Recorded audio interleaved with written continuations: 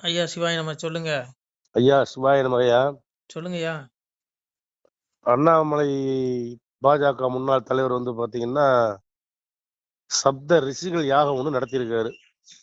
சரி, அதுக்கு என்ன பலன் என்ன ஒன்னும் தெரியல நமக்கு. அண்ணாமலை முன்னாள் தலைவர்னு சொல்லாதீங்க ஐயா. அத்தனை பாஜக தொண்டர்களுக்கு இப்பவும் அவர்தான் தலைவர். வேற எவனையும் தலைவனா ஏத்துக்க மாட்டாங்க பாஜக தொண்டர்கள். அதை ம். புரிஞ்சுக்கோங்க முதல்ல. சரி, இப்ப என்ன அவரு சப்தரிஷி யாகம் பண்ணா உங்களுக்கு என்ன பிரச்சனை? அதனால என்ன பலன்? திக காரங்க தான் நீ கவலைப்படணும்.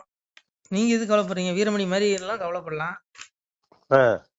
யாகம் வளர்க்குற நல்லதுங்க. அன்னாத் பவந்தி பூதானி பர்ஜன் யாது நசம்பவ யஜ்ஞாத் பவதி பர்ஜனி யஜ்ன கர்மஸ் முத்பவங்கிறான் பகவான் கீதையில. சரி. யாகத்தின் பயன் வந்து பூமியில இருந்து மழையை கொடுக்குமா. ஆ. அந்த மலையில அது என்ன சொல்றான், அன்னத்திலிருந்து தான் நான் உயிர்களை தோற்றுவித்தேனுங்கிறான். நம்மளாம் எப்படி வந்திருக்கோம்? எங்க இருந்து வந்தோம்? எல்லா உயிர்களும் அன்னத்துல இருந்து தான் வருதான். பகவான் நான் அன்னத்துல இருந்து தான் தோற்றுவித்தேங்கிறான். ம். அதான் சாமி எங்க அப்பன் சொன்னான், மண்ணால் உன்னை மனைந்து பல மாய்கையினால் உன்னை வகுத்தேன், உண்டாக்கி வைப்பதும் நான் உலகில் அழிப்பதும் நான் மகனே, ஏகமதாய் நிறைந்த பரன் இருந்துலகை ஆளுகிறேன், கண்ணு மக்கா என் சூத்திரத்தை கண்டறிந்து வாருங்கப்பா, 13க்குள்ளிருந்து பாடுகிறேன் சிவகாண்டம். அப்பா சொல்றான், சிவபெருமான் சொல்றான், 13க்குள்ளிருந்து பாடுகிறேன் சிவகாண்டம். ஏகமத எங்க இருந்த ஈசனாகிய நான் இந்த உலகத்தை ஆள்றேங்கிறான். மண்ணால் உணைமணைந்து பல மாய்கையினால் உணைமைத்துங்கிறான். யக்னம் அந்த யாகத்தின் பயனாக மழை பெய்யுது. அந்த மழையிலிருந்து அன்னம் கிடைக்குது. அந்த அன்னத்திலிருந்து நான் உயிரிழை தோற்றுவேங்கிறான். அதனால அண்ணாமலை வளர்த்த யாகம் வளர்த்த மழை பெய்யுது. நல்ல மழை பெய்யுதியா? பெய்தா இல்லையா? நல்ல மழை பெய்யுது. தீபாவளிக்கு பிறகு அடிச்சு வருது. அப்ப இதெல்லாம் அண்ணாமலைக்கு நன்றி சொல்லுங்க. அதனால இங்க பாருங்க, யாகத்தின் பயன் நிச்சயம் உண்டு. சப்தரிஷி யாகம் பண்ணியிருக்கிறார். அதுக்கு சப்த ரிஷிகள் யாருங்கிறீங்க? இந்த உலகத்துல அனைத்து மனிதர்களுமே ரிஷிகளுக்கும் ரிஷி பத்னிகளுக்கும் பிறந்தவர்கள். நான் சொல்லல, பகவான் சொல்றான், மகர்ஷை சப்தபூர்வ சத்வர மனசுதா மத்பாவ மானச ஜாத ஏச லோக இமா பிரஜாங்கிறான். இந்த பிரஜைகள் அனைவரும் 7 சப்த ரிஷிகளிடம் உண்டானவர்கள். புரியுதா? நம்ம வந்து ரோட்ல போறவனுக்கு பிறக்கல. நம்ம எல்லாம் ரிஷிகளுக்கும் ரிஷி பத்தினிகளுக்கும் பிறந்தவர்கள் நம்ம. புரியுதா உங்களுக்கு? சரி. சனாதன தர்மத்துல உள்ள பிள்ளைகள் ரோட்ல போறவனுக்கு பிறக்கல. இந்த பிள்ளைகள் எல்லாம் சப்த ரிஷிகளுக்கும் ரிஷி பத்னிகளுக்கும் பிறந்தவர்கள். அதனால அவர் வளர்த்தல ஒன்றும் தப்பு இல்லை. அவரு ஏதோ ஏதோ உலக நன்மைக்கா கூட வளர்த்திருக்கலாம். அதனால இங்க பாருங்க, யாகத்தின் பயன் நிச்சயம், அதுக்கு பலன் உண்டு. புரியுதா உங்களுக்கு? சரி. அந்த யாகத்துல இருக்க அக்னி யாரு? எங்க அப்பன் தெளிவா சொல்றான், யதா தித்திய கதம் தேஜோ ஜெகத் வாசி தேசிகளும் சந்திரமசி எச்சாக்கணும் தத்தேஜோதி மாமங்கிறான். சூரியனில் உள்ள எந்த ஒளி உலகம் அனைத்தையும் பிரகாசிக்க செய்கிறதோ, மேலும் எந்த ஒளி சந்திரனிடத்திலும் நெருப்பினிடத்திலும் உள்ளதோ அது என்னுடைய ஒளியே என்று தெரிந்து கொள். சூரியனிலிருந்து வர்ற ஒளி யாரு? எங்க அப்ப சிவபெருமானுடைய ஒளி. சந்திரனிலிருந்து வர்ற ஒளி சிவபெருமானுடைய ஒளி. அக்னியிலிருந்து வர்ற ஒளி வெளிச்சம் இருக்கு பாருங்க, அது யாரு? சிவபெருமான் ஈசன். அதான் மாசற்ற ஜோதி வளர்ந்த மலர்ச்சுடரே. அப்போ இந்த யாகத்துல வளர்க்குற அந்த அக்னியில ஒரு ஒளி கூட சிவன் தான். அதனால யாகம் வளர்க்குறது வந்து புண்ணியங்க. அதெல்லாம் கொடுத்து வச்சிருக்கோம். உலக நன்மைக்காக அவர் வளர்த்துருக்கிறாரு. அதனால அது அறியாத கூட்டங்கள் எவனா நக்கல் பண்ணுவான், பண்றவன் பண்ணிட்டு போறான். உங்களுக்கு என்ன பிரச்சனையா? நீங்க கூட அப்பப்ப யாகம் எல்லாம் பண்ணுவீங்களே? நான் எங்க நம்ம வளர்க்குற யாகம்லாம் என்னையா யாகம்? அதனால இங்க பாருங்க, அது விட்டுருங்க. இது வந்து உலக நன்மைக்காக அவர் பண்ணியிருக்கிறாரு. அதனால எல்லாமே நன்மைக்கு நினைச்சுக்கோங்க. அதனால சப்த ரிஷிகள் யாகம் பண்ணது உலக பிள்ளைகள் அத்தனை வரைக்கும் பண்ணியிருக்காரு. அத்தனை பேரும் நம்ம அவர்கிட்ட ரிஷிகளுடைய பிள்ளைகள் தான் நம்மளாம். அதாவது சாதுக்கள். நான் சொல்றது துஷ்ட பயல்கள்லாம் அசுர யோனிலிருந்து வந்தவன், அவனை நான் சொல்லல. நீங்க அதுக்காக எல்லாருமே ரிஷி பத்தினிகளுக்கு பிறந்தவன் ரிஷி இதுன்னு சொல்லிடாதீங்க, சரியா? இன்னைக்கு கடவுளை எம்பெருமான திட்டுற கூட்டம், சனாதன தர்மத்தை பழிக்கிற கூட்டம், இவங்க எல்லாம் யாரு?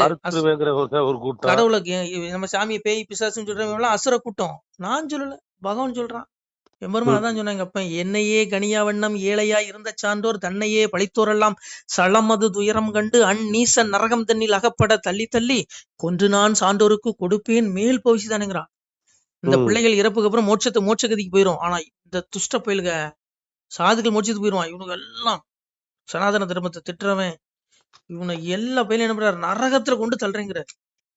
தப்ப முடியுமா இவனுங்க இந்த தீக்கா கூட்டம்லாம்? சொல்லுங்க. நான் சொல்லல, அப்பா சொல்றான். அப்பா சிவனுடைய வார்த்தை பொய்யாகுமா? சொல்லுங்க, பொய்யாகுமா?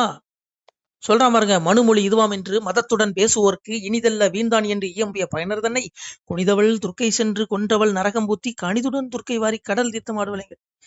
எவன் சனாதன தர்மத்தின் நூல்களை கடவுளை இழித்து பழித்து பேசுறானோ அத்தனை பயிர்களையும் ஆத்தா துர்க்கை ஏமா வரமாட்டானா? துர்க்கை பிடிச்சிட்டு போகலாம், என்னுடைய ஆத்மாவை பிடிச்சு கொண்டு நரகத்தில் வீசிட்டு அவ குளிச்சுட்டு போயிடுவாளாம் கடல்ல. அதனால இங்க பாருங்க, பிரபஞ்சத்துல ஒரு பயிலும் தப்ப முடியாது. அதனால இங்க பாருங்க, எம்பரும் எங்க அப்பன் இல்லாத இடம் கிடையாது. நீங்க தயவுசெய்து அவனை தேடுங்க, இதெல்லாம் விட்டுருங்க. அந்த உலக மாயை விட்டு வெளியே வாங்க. பகவானே சொல்றான், காமா விசேஷ பூதானி தாரை அம்பியக மோஜசா புஷ்ணாமி சௌசதீக சர்வாக சோமோ பூத்வா ரசாத் மகங்கிறான்.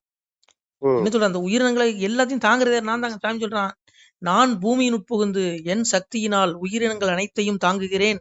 ரசமே வடிவான அதாவது அமுதமே நிறைந்த நிலவுமாகி அனைத்து உயிரினங்களையும் பயிர் பச்சைகளையும் மரங்களையும் பொசிக்கிறேங்கிறான். இன்னைக்கு பயிர் பச்சை இல்லைன்னா நம்ம வாழ முடியுமா? உணவு கிடைக்குமா? அதை வளர்க்கறது யாரு? சிவ அவன் தான். அந்த படைப்பு, அதுல இருந்து வர்ற அந்த உணவு யாரு? சாமி நான் தான் படைக்கிறேங்க. நம்மளை தாங்குறது யாரு? நம்ம சாப்பிடக்கூடிய உணவுல சக்தி, அந்த எனர்ஜி தான் அந்த உடம்பு தாங்கி நம்மளை நடக்க வைக்குது. என்ன பேச வைக்குது? உங்களை பேச வைக்குது, எல்லாத்தையும் நடக்க வைக்குது. அந்த சக்தி வெளியே போயிட்டா உயிர் போயிடும், பகவான் எடுத்துருவான். எப்படி? எல்லாம் நான் தாங்க. சாமி சொன்னான், சந்திரனும் நானேன், சூரியனும் நானேன், ஜோசியங்கள் சூத்திரங்கள் பல சாஸ்திரங்கள் நானேன், என்னடங்கா ஜோதி பரன் மண்ணடங்கி இருக்கின்றேன், வேதாந்தம் சித்தாந்தம் விளம்பி வைத்தேன் வையகத்தில். வேதாந்த சித்தாந்தம் நான் தான், சந்திரன் நான், சூரியன் நான்கிறான், எல்லாம் வந்தான். நம்ம வயிற்றுல எப்படி இருக்கான்? அகம் வைசோனோர பூத்வா பிராணி நாம் தேகமாசிரியதாக பிராணா பானசம யுக்தாக பசாமி எண்ணம் சதுர்விதம். ஐயா கேக்குதா? கேக்குது. அப்போ இப்போ நம்ம சாப்பிட்ற உணவை யார் ஜீரணம் பண்றா? சாமி சொல்றான் பாருங்க, நானே எல்லா உயிரினங்களுடைய உடலில் உறைபவனாகி பிராண அபான வாயுக்களுடன் கூடி வைஸ்வா நரன் என்ற அக்னி ஆகி 4 வகையான உணவை ஜீரணிக்கிறேன். மனிதர்கள் சாப்பிடக்கூடிய உணவுகளை ஜீரணிக்கிறது நான் தான். அந்த சத்துக்களை உண்ணும் உணவு உந்தப்படுவதும் உறிஞ்சப்படுவதும் அனைத்தும் நானே செய்கிறேங்கிறான். நீங்க சாப்பிட்ற உணவை ஜீரணிக்கிறேன்னா உங்க வயிற்றுல அக்னி வடிவில் இருக்கேங்க. இருந்து என்ன பண்றானா, இந்த ஜீரணம் பண்ணி ஒவ்வொரு உறுப்புகளுக்கும் சக்தி எடுத்துட்டு போறேங்க. இப்ப நம்ம சாப்பிடுறோம், நம்மள வயிற்றுக்குள்ள ஜீரணம் பண்றோம். சொல்லுங்க, யார் ஜீரணம் பண்றா? எங்க அப்பன் பகவான் தான், அக்னி தான். யானை சாப்பிடுற சாப்பாடு அதை யார் ஜீரணம் பண்றா? நான் தான். மனிதர்கள், விலங்குகள், எந்த ஜீவராசி, நாய், பன்னி, கோழி எது தினாலும் நான் தான் ஜீரணம் பண்றேங்க. அப்போ உங்க வயிற்றுல அக்னி வடிவில் இருக்கிறேங்கிறான். ஈஸ்வர சர்வபூதான விதை சோச்சன திசதி பிரமாயின் சர்வபூதானி எத்தோடைய மாய. இதயத்துல எப்படி இருக்கான்? சிவபெருமானா இருக்கான். நான் சர்வபூதான விருதை ஈஸ்வர சர்வபூதான எல்லா உயிரிலும் இதயத்துல இருக்கேன். கர்ம வினைகளை நானே நடத்துறேங்க. உங்களை தண்டிக்கிறதா வந்தா, உங்களுக்கு நல்லது செய்யறதா வந்தா, உங்க பாவ வினைக்கு தண்டிக்கிறது நான் தாங்க. அப்ப அவன் இல்லாத இடம் கிடையாதுங்க. அதனால பாருங்க, எங்க அப்பன் இல்லாத இடம் கிடையாது. தயவு செய்து இந்த உலக வாழ்க்கை அற்பம். அதனால நீங்க இதை தேடாதீங்க. அவன்கிட்டயே புத்தியை செலுத்துங்க, அவன்கிட்டயே மனதை செலுத்துங்க. அவனை நினைச்சு மோட்சத்துக்கு உண்டான வழியை தேடுங்க. நம்ம மனித பிறவி எடுத்ததே அதுக்குதான். புள்ள குட்டியை பெற்று பேரம்பேத்தியை கண்டுட்டு சாவறதுக்கு நம்ம பிறக்கல. ஒவ்வொரு ஆத்மாவும் கர்மா, இந்த பிறவிங்கிற பிணி, இந்த துன்பத்திலிருந்து, துன்பமயமான இந்த உலகத்திலிருந்து கரையறதுக்கு தான் நம்ம பிறந்திருக்கோம். நம்ம என்ன நினைச்சுக்கிறோம்? பிள்ளை குட்டி பார்க்கணும், அதுக்கு சொத்து சேர்க்கணும், அதுக்கு கல்யாணம் பண்ணணும், பேரம்பத்தி பார்க்கணும், செத்துடணும். அட பாவி, செத்துக்கு அப்புறம் தான் ஆத்மாவுக்கு தண்டனை இருக்கு. ஆத்மா எவனுமே உணர்றது இல்ல. பகவான் சொல்றான், இந்த ஜீவன் உடலை விட்டு கிளம்பும் பொழுதோ, உடலில் இருக்கும் பொழுதோ, முக்குணங்களுடன் கூடி இருக்கும் பொழுதோ, போகங்களை அனுபவிக்கும் பொழுதோ அறிவிலிகள் அறிவதில்லைங்கிறான். நம்மள முட்டாளுங்கிறான். பாவிகளே, உடம்பை பார்க்காதீங்க, ஆத்மாவை பாருங்க. எவங்க ஆத்ம சிந்தனை இருக்கு? கஷ்டமா இருக்குங்க. உடலை பார்க்காதீங்க, ஐயோ நொடிக்குள் முடிந்து விடும் விஞ்சைகள் இங்க இருக்க நோகதே திருமணி செய்வீங்க. ஒரு கணப்பொழுது வந்து வாழ்க்கை முடிஞ்சிருங்க. எப்ப முடியும்னு தெரியாது. 1000 ரூபாய் மிக்சிக்கு 5 வருஷம் கேரண்டி கொடுப்பான். எனக்கு கேரண்டி இருக்கா? எப்ப எனக்கு அழைப்பு வரும்னு தெரியாது. அததான் அப்பா சொன்னா, அச்சு தேரு ஒடியும் முன்னே ஆண்டி வேலை செய்திடுவாங்க. இந்த உடம்புங்கிற தேர் அச்சு உடஞ்சி விடுறதுக்குள்ள ஆண்டி என்ன வேலை செய்வான்? மோட்சத்துக்கு உண்டான வழியை தேடுவான். அதை தேடிக்கோங்க பிள்ளைகளேங்க. அததான் சாமி சொன்னான். அதான் எங்க அப்பன் சொன்ன பாருங்க, மூக்கு சுழியும் முச்சுளியும் முத்தி நோக்கு சுழியாய் நேர் நில்லு என் மகனே, பரமான பட்டணத்தில் பார்வை கொண்டே நாட்டி சிரமானது விரித்து சிறை போல் இருமை. அப்பா சிவபெருமான் சொல்றான், பிள்ளைகளே மூக்குச்சுளி நெத்தி புருவத்தில் ஆத்மா உரையுது, உன்னுடைய மனதங்க செலுத்து, ஓம்கிற ஏகாசரத்தை நினைச்சிக்கோ, இந்த உலகிலிருந்து கரையேறு, அப்பாட்ட வந்துரு, உனக்கு பெரிய ஆனந்தம் தரேன். நீ 1000 ரூபா 10,000 ரூபா போட்டு கோட்டரை வாங்கி குடிச்சாலும், போதை வசூல் குடிச்சாலும் உனக்கு அவ்வளவு போதை ஏறாது. இது ஆத்ம போதை, அவ்வளவு ஞானம், அவ்வளவு பேரானந்தம் கொட்டி கிடக்கு. வா மகனே பிள்ளைகள்னு கூப்பிடுறான். அதெல்லாம் நீங்க விட்டுட்டு மது கடையில போய் மூலிகை கிடைக்கீங்களாப்பா? பெரிய போதை. ஏங்க பேரானந்தங்க அப்பாட்ட இருக்கு. பெரிய போதுங்க அது. அதுக்கிட்ட என்னைய போய் மதுக்கடைக்கு போனேங்கிறீங்க. உங்கள நான் சொல்லல. பொதுவா சொல்றேன். ஆனந்தம் மதுக்கடையில இருக்குன்னு இவனு போய் 1000 காசை கொடுத்து உடம்ப கெடுத்துக்கிறான். ஐயோ நீ உனக்குள்ள மூழ்கி நெத்தி புறத்துல இருக்க ஆத்மாவை உன்னுடைய பார்வை உள்ள செலுத்தினா, ஐயோ அந்த பரமானந்தம் இருக்க முடியும். ஆத்ம வாழ்க்கை இருக்கு. இறப்புக்கு அப்புறம் நீ அந்த ஆத்ம ஆனந்த பேரானந்தத்துக்கு போயிருவ. நீ அப்படி தேடலன்னு வச்சுக்கோ மவனே. தப்பா நினைச்சுக்காதீங்க. நான் சொல்றேன் உங்களுக்கு கசப்பா தெரியும். என்னையும் சேர்த்தான் சொல்றேன். நாம கடமை செய்யணும். அதுக்காக வேலை செய்யணும்னு சொல்ல, வேலை செய்ய வேண்டாம்னு பகவான் சொல்லல. எந்த வேலை செஞ்சாலும் அப்பாவை நினைச்சுக்கோ. ஈஸ்வரர் நீ இதயத்துல அப்பாவை நினைச்சுக்கோ. அவ்வளவுதான். வேற ஒண்ணும் பண்ணாண்டா. கிடைச்சா உனக்கு முக்தி. இந்த பிறவிங்கிற இந்த துன்பமயமான இந்த உலகத்துல இருந்து வெளியே போயிருவோம். விடுதலை கிடைச்சிரும். பூமி நரகத்துக்கு இணையானதுங்க. பகவான் சொல்றான். நான் சொல்ல எங்க அப்பன் சொல்றான். என்னை அடைந்த பிறகு இந்த மனிதர்கள் இறப்புக்குரியதும் நிலையற்றதும் துன்பத்துக்குரியதுமான இந்த மண்ணுலகை அடைவதில்லைங்கிறார். என்ன சொல்றான் பகவான்? இந்த பூமி துன்பத்துக்குரியதுங்க. நம்ம தான் அங்க கிடைக்கிற பொருள் வஸ்துக்கள் எல்லாமே இன்பம்னு நினைக்கிறான் பகவான் சொல்றான். சொத்தாஸ்தி வஸ்து சுகமேன்று என்னாதே வத்தாஸ்தி பொண்ணு வகைன்று என்னதுங்க எங்க அப்பன்னு சொல்றான். 150 ரூபாய்க்கு வீடு, 40,000 ரூபாய்க்கு டிஷர்ட், 3 கோடி ரூபாய்க்கு வாட்ச் கட்டினா சொர்க்கம்.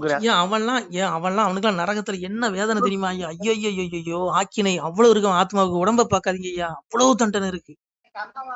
பாவி அவன் செத்து பஸ்பமாய் போனாலும் ஆவியை கண்டு ஆக்கினைகள் செய்திருவாங்க. விடுவானா? உடம்பு தானே பஸ்பமாகுது. நீ ஒரு 100 கோடிக்கு பங்களா கட்டலாம், 40,000 டிஷர்ட் போடலாம், 5 கோடிக்கு வாட்ச போடு. மோகனே உனக்கு அழைப்பு வரும். அப்ப இருக்கு வேடிக்கை உன் ஆத்மாவுக்கு. பெரிய கொடுமைங்க. நீங்க இங்க பாருங்க, பிரபஞ்சத்துல எவனும் கர்மா அப்படி இல்லைன்னு தப்ப முடியாதுங்க. தயவுசெய்து புரிஞ்சுக்கோங்க. நான் சொல்றது கசப்பா தான் இருக்கும். வந்தால் அறிவார், வராதார் நீர் ஆவார். நான் சொல்லல, அப்பா சொல்றான். சிவபெருமா ஏத்துக்கோங்க. நன்றி. நமசிவாய. நமசிவாய. சிவாய நம. திருச்சிட்டம்பலம், தில்லையம்பலம், பொன்னம்பலம். சிவாய நம. உறவுகளே, சிவ அன்பர்களே, தற்போது தாங்கள் இந்த வீடியோவில் பார்க்கக்கூடிய இடத்துல ஒரு சிவாலய திருப்பணி ஒன்று நடந்து கொண்டிருக்கிறது. இந்த இடத்துல பார்த்தீங்கன்னா முன்பு ஒரு காலத்தில் வந்து ஒரு சிவாலயம் இருந்திருக்குது. அதாவது இந்த ஏரியா வந்து இப்போ வந்து ஒரு தென்னை மரங்கள், பனைமரங்கள் சூழ்ந்த காடாக இருக்கிறது. முன்பு ஒரு காலத்தில் இங்கே ஒரு ஊர் இருந்ததாக சொல்கிறாங்க. ஆனால் இப்போது சுற்று வட்டாரத்தில் 5 கிலோமீட்டர் சுற்றுலாவில் ஊரே கிடையாது, காடு. இப்போ இந்த இடத்துல ஒரு சிவாலயம் வந்து அமையிருக்கிறது. இந்த சிவாலயத்தில் வந்து இருந்த அந்த சாமியுடைய திருமணியை வந்து எடுத்து வச்சிட்டோம். திருப்பணி முடிஞ்சதுக்கப்புறம் பிரதிஷ்டை பண்ண இருக்கிற உறவுகளே, தற்போது இந்த வீடியோ பார்க்கக்கூடிய உறவுகள் தங்களால் முடிந்தால் ஒரு சின்ன உதவி செஞ்சு கொடுங்க. எங்கள் இடத்துல பொருளாதாரம் இல்லை. அதனால் பார்த்திங்கன்னா அந்த வேலையெல்லாம் அப்படியே நின்று போச்சு. பாருங்கள், இந்த அப்படியே பாதியிலே நிற்கிது இந்த சிவாலய திருப்பணி வந்து. பக்த கோடிகள், அன்பு உள்ளங்கள், தயவுசெய்து நீங்கள் உதவி செய்ய விருப்பமுள்ள உறவுகள் உதவுங்க. உங்களுக்கு கோடி புண்ணியம் கிடைக்கும். இந்த சாமியோடைய அருள் அனுகிரகம் உங்களுக்கு கண்டிப்பாக கிடைக்கும். இது வந்து ஒரு புகழ்பெற்ற சிவாலயம்னு கூட சொல்லலாம். சாமியோட திருமணியை எடுத்து வச்சிட்டோம். இந்த இடத்துல பார்த்திங்கன்னா ஒரு வாசி தண்டம் இருக்குது. அந்த காலத்தில் ஒரு முனிவர் யாரோ தவம் செஞ்சுருக்காங்க. அவங்களுடைய வாசி தண்டம் அவர் திருக்கரங்களால் எழுதின ஓலைச்சுவடி கூட இன்றும் இருக்குது, இன்னும் பாதுகாக்கப்பட்டு வருது. அது கோயில் திருப்பணி முடிஞ்சதுமே அதையும் நாங்கள் அந்த வழிபாட்டுக்கு வச்சுடுவோம். இந்த சிவாலய திருப்பணி வந்து சாமி திருநாமம் வந்து முக்தீஸ்வரர் அப்படிங்கிற திருநாமத்தில் வழங்குறாரு. நெல்லை மாவட்டம் நாங்குநேரி தாலுகாவில் இந்த சிவாலயம் அமைய இருக்கிறது. உறவுகளே, இந்த வீடியோ பார்க்கக்கூடியவங்க ஒரு 2 பேருக்காவது கொஞ்சம் ஷேர் பண்ணுங்கள். இந்த வீடியோ பார்க்கக்கூடிய யாராவது ஒரு சின்ன உதவி செஞ்சால் இந்த ஆலய திருப்பணி வந்து கண்டிப்பாக நாங்கள் வெற்றிகரமாக முடிச்சுடுவோம்.